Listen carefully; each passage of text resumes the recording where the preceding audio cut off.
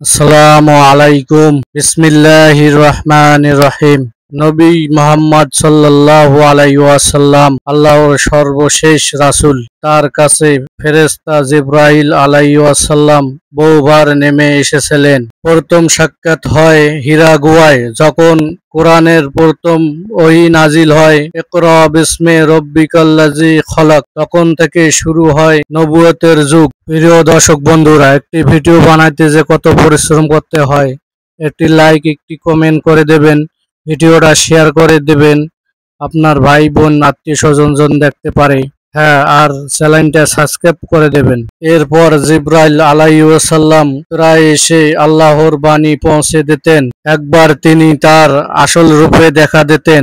দিকনিত জোরে বিশাল আকারে ৬০০ পাখা নিয়ে। এই দৃশ্য দেখে রাসূল সাল্লাল্লাহু আলাইহি ওয়াসাল্লাম গভীরভাবে মুগ্ধ ও ভীতু হন। আরেকবার জিবরাইল আলাইহিস সালাম মানুষের রূপে নিয়ে সাহাবীদের সামনে আসতেন।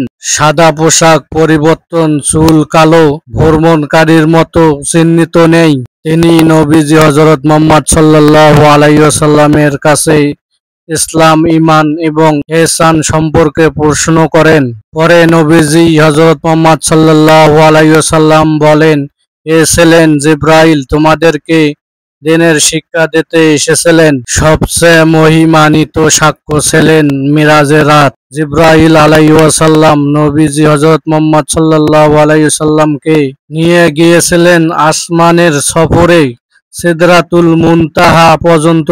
এরপর নবীজি হযরত মুহাম্মদ সাল্লাল্লাহু আলাইহি ওয়াসাল্লাম আল্লাহর সঙ্গে সরাসরি কথা বলার সৌভাগ্য লাভ করেন। এসব সাক্ষ্য আমাদেরকে শিখায়, ফেরেশতা জিবরাইল আলাইহিস সালাম শুধু ওহী পৌঁছে দিতেন না, বরং দিনের শিক্ষা, নবীজির শক্তি, বুদ্ধি এবং আল্লাহর বাণী প্রচারের গুরুত্বপূর্ণ ভূমিকা রাখতেন।